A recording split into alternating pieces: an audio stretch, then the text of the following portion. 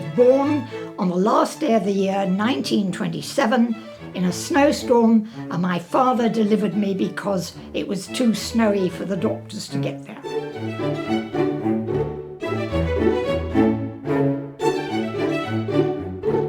Well, as a little girl, I was evacuated to the country because bombs were dropping. Our house was bombed 4 times in the war. So I was just 11.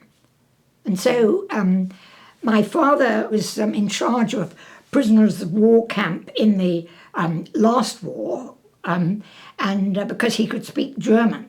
He was in the army, but he was seconded to the Royal Air Force in 1916. And so he was one of the first pilots in the world.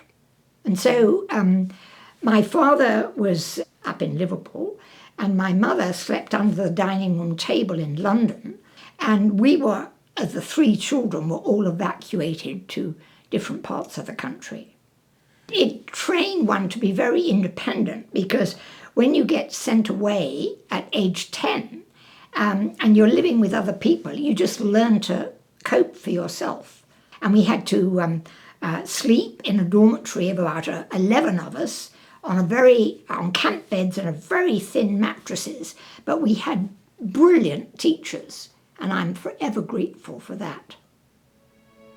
I've always loved teaching and telling stories.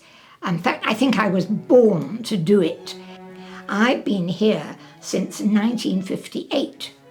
I intended to teach, and I did the first lot on Vancouver Island, and then I moved to Crofton House, and they offered me the headship of the junior school, and so I stayed. But I've loved telling stories. That's been my gift as a teacher. And I've used puppets, and I'm able to capture their attention in a captivating way. But I took a sabbatical in 67 when I was still not even 40, and went round the world by myself. And I'm so grateful that I wrote up a journal, but I can relive it all now and think, oh yes, my goodness, you were brave, heavens. You really did have a lot of adventures. I like giving back to people and helping people. My mother was marvellous at helping all the homeless people and the down and outs. And even when I was about 6 and 7, I was taken to these places. It was a mission in a very, very poor part of London. And we'd take them food, and we'd take them clothes that my mother had mended. And we were very much taught that, okay, you are privileged now. You be kind, care for other people. But I've had a wonderful life, and I'm very grateful for it.